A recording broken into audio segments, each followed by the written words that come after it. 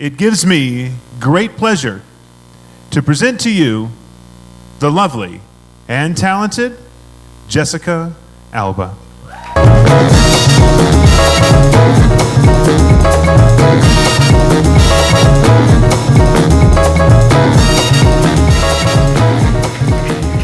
Good evening, everyone.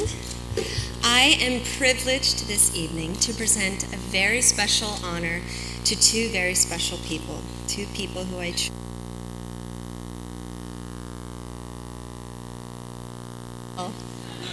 it works just as good.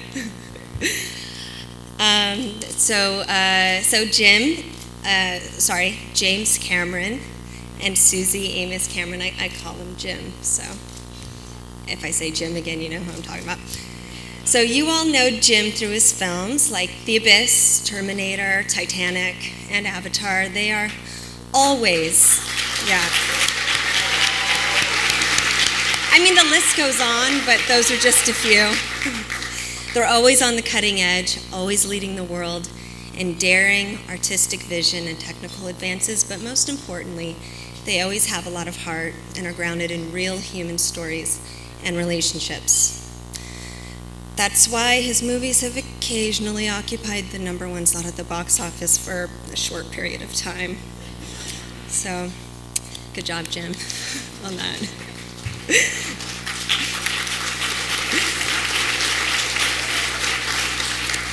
Suzy Amos Cameron is committed to educating youth and empowering them to safeguard all life, and such has founded Muse School. Muse is a Reggio-inspired school focusing on child-centered learning, social emotional skill building, and environmental consciousness.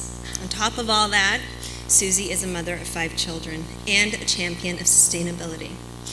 You're amazing, Suzy. Thank you for proving that mommies also kick butt and take names.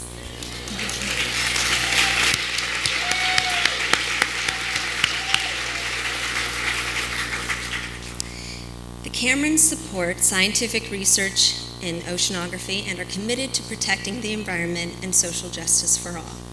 They've inspired a generation of young leaders to have vision, achieve their dreams, and create a better world.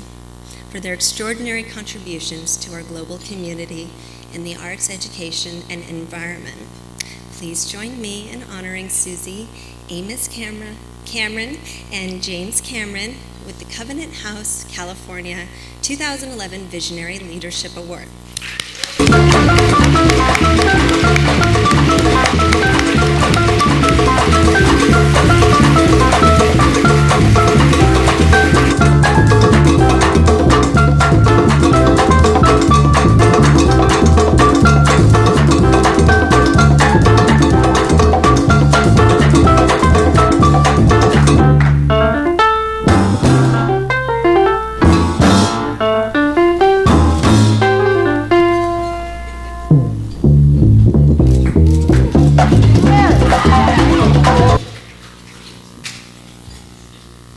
Guess that's our cue. Do you have your hula hoops? Yeah, I mean, I may have made a few movies, but I couldn't do anything like that. That was unbelievable. And isn't Jessica lovely? Isn't she just lovely? It's certainly an honor to receive any award, but it's especially nice to receive an award from Jessica. And I think it's also really wonderful when being honored actually has a greater meaning than just for one's work or for what one does to give back.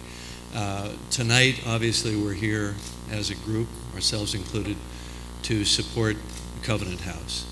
And I think we've all, those of us who maybe didn't know as much about Covenant House, have all learned a lot tonight. And I was not that aware of the good work that Covenant House is doing until I was contacted by Paul Hanneman, who's the head of international distribution for 20th Century Fox, and he's right over there. In fact, he's over there with half of Fox, I think. And we go back quite a ways. I've actually worked with Fox for 26 years and made a number of films for them. And when Paul called me, and of course, and his team also, as the international distribution team, were also responsible for making a couple $2 billion for Avatar. So when he calls, I answer the phone. And actually, he got in touch with me about Covenant House and drew it to our attention. And I think as Suzy and I learned more about what this organization is doing, not just here in Los Angeles, but in Oakland, in Vancouver, in Toronto, and cities across the United States, and many places in Latin America, it really just is so powerful and so affecting. And while I was watching the film tonight, I was looking at those kids and thinking, I was mentally superimposing the faces of my own children on them and thinking, how much our kids just need to be told that we love them and that we believe in them. And to think that those kids don't have that. Well, they do now, but when they were found on the street, they didn't have it. And what a horrible, desolate place that would be, to be in a place where there's nobody in the world to tell you that they love you and they believe in you.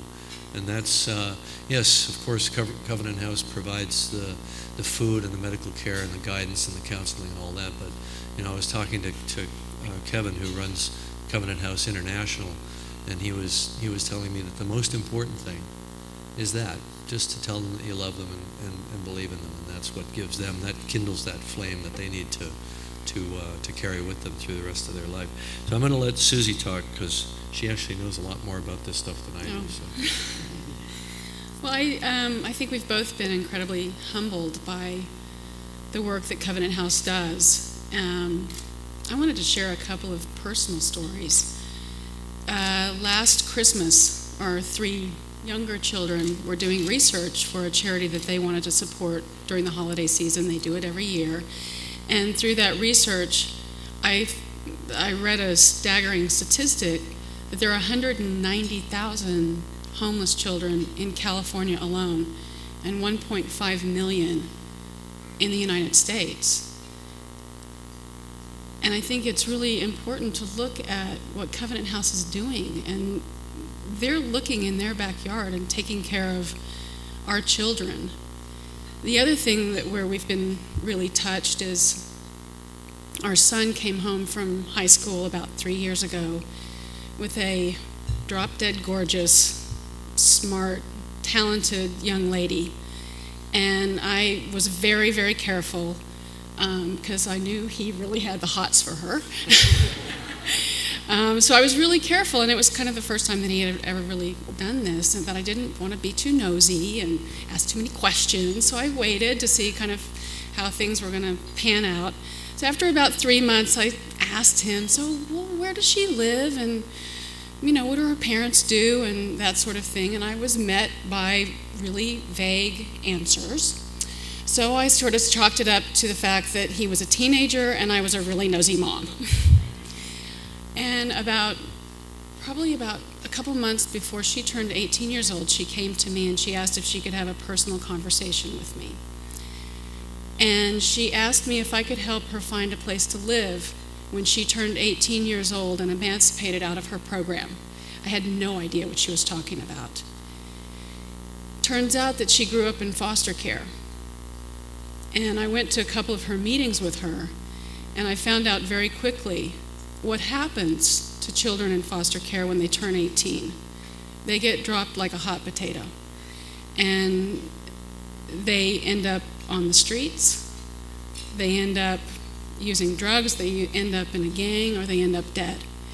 And this young woman is lucky she has us. And the other foster children that are out there have Covenant House. So I have a really favorite quote by Gandhi. If we are to have true peace in the world, it must begin with the children. And I know you all have all been really generous tonight to Covenant House, but I implore you and ask you to help Covenant House help our children. They're our future. Nice, baby.